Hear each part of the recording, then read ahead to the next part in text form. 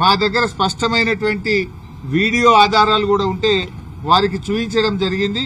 ముఖ్యంగా fake ID కార్డులు ఇబ్బడి ముబ్బడిగా ఏ రకంగా ఫేక్ ఐడి కార్డులు తయారు చేశారో ఇప్పుడే వారికి సుదర్శన్ రెడ్డి గారికి మన రాష్ట్ర ఎన్నికల అధికారికి ఈ వీడియో కూడా చూపించాం.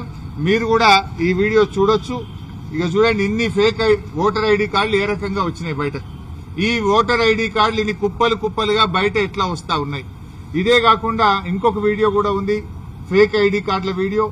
అది కూడా వారి మొబైల్ కు పంపాం, వారికి చూపించాం. చూడండి, కుప్పలు కుప్పలు గుట్టలు గుట్టలుగా ఫేక్ ఐడి కార్డులు ఈ రోజు బయట ఉన్నాయి. ఈ గుట్టలు గుట్టలుగా ఫేక్ ఐడి కార్డులు ఏ రకంగా వచ్చినాయి, మరి ఎన్నికల అధికారులు పోలీసులు ఏం చేస్తా ఉన్నారు, ఈ ఆధారాలన్నీ వారికి చూపించడమే కాదు వారి మొబైల్ కూడా పంపాం. ఎలక్షన్ అబ్జర్వర్, ఇతర రాష్ట్రాల నుంచి వచ్చినటువంటి ఎలక్షన్ అబ్జర్వర్స్ కూడా ఇవన్నీ కూడా ఇవ్వడం జరిగింది. ముఖ్యంగా ఇవే కాకుండా చీరల పంపిణీ వీడియోలు, డబ్బు పంపిణీ వీడియోలు, అన్ని వీడియోలు కూడా ఈరోజు సుదర్శన్ రెడ్డి గారికి ఇచ్చాం. వారైతే మాకు ఈరోజు చెప్పారు, తప్పకుండా మేము యాక్షన్ తీసుకుంటాం, ఆ అధికారుల మీద చర్యలు తీసుకుంటాం, అవసరమైతే స్వయంగా నేనే విజిట్ చేస్తానని కూడా చెప్పారు. ఇలా యూసఫ్గూడలో కాంగ్రెస్ పార్టీ కార్యాలయం నానుకోనే పోలింగ్ బూత్ ఉన్నది.